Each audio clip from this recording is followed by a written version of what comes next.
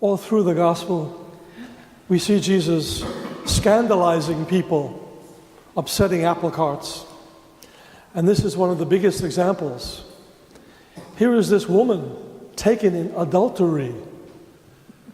Where was the man?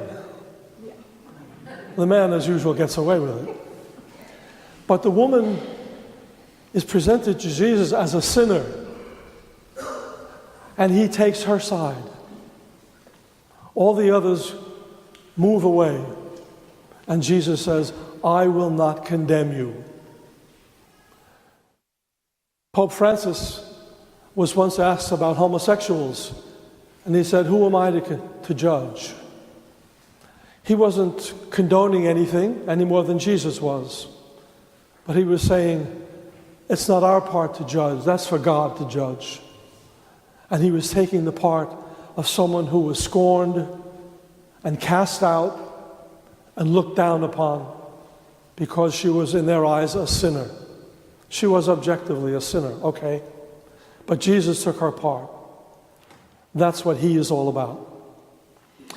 In this season of Lent, we find that the example of Jesus, who differs so much from the people around him, especially religious people, he loves to scandalize religious people.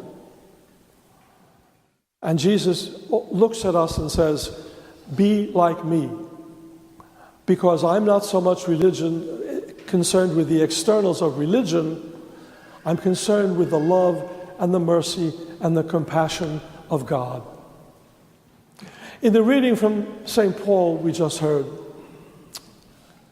the apostle says, I consider everything to be just so much rubbish, trash, in comparison with being one with Christ. That's what our Lenten observance is all about. At the beginning of Lent, at the beginning of his ministry, Jesus says, change your mind. Look at things differently.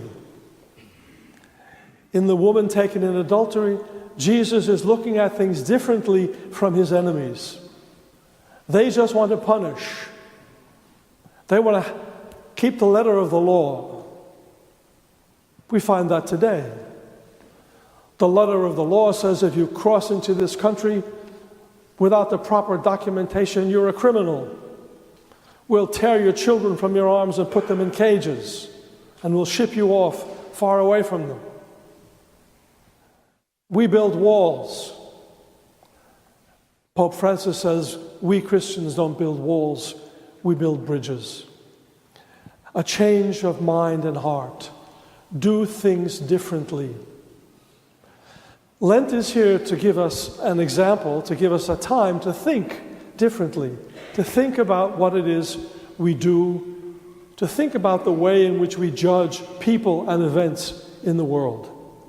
All of that, St. Paul says, is trash, it's rubbish, by comparison with being one, by comparison with being one with Christ, thinking as he thinks.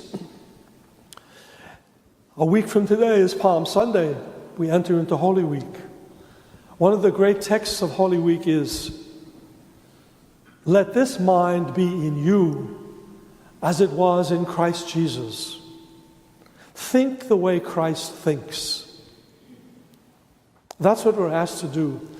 Lent is a time of transition. It's a beginning, it's not an end. What we think about, the way we try to change our lives in Lent, doesn't stop on Easter Sunday.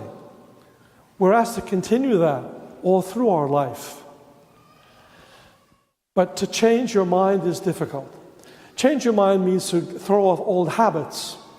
A habit is very difficult to change, we know. If you have a habit, it's hard to get out of it. The word habit in English comes from the Latin word habitus, which means, first of all, a piece of clothing. Your habit is the clothing. If you belong to a religious order, you wear a habit. It's got a particular kind of distinction. You know, you're known by your habit. And you don't change that unless you get a dispensation. But your habit is with you all the time. Jesus is saying, you have to change your mind change your habit of thinking, your habit of judgment. Think the way I do. Think along the lines of the mercy, the compassion, the love of God that He has for every one of us, His people, every one of His creatures. Jesus says, if I be lifted up on the cross, I will draw everything to myself. People, things, the world. Christ on the cross draws everything to Himself. That's our joy, our distinction. Christ draws us to Himself. And He asks us in our own way, as best we can, to draw other things and other people to ourselves. St. Paul says, I consider all things to be trash and rubbish. Of course, he doesn't mean the most basic things, which is the relations between ourselves and God and one another.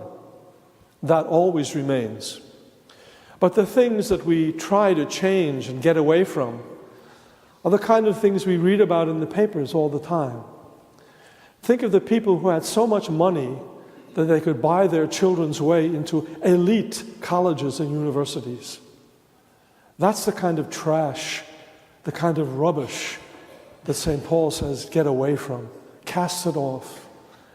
I don't know if there are many millionaires here who could buy their kids' way into college, but the lesson is the same for all of us.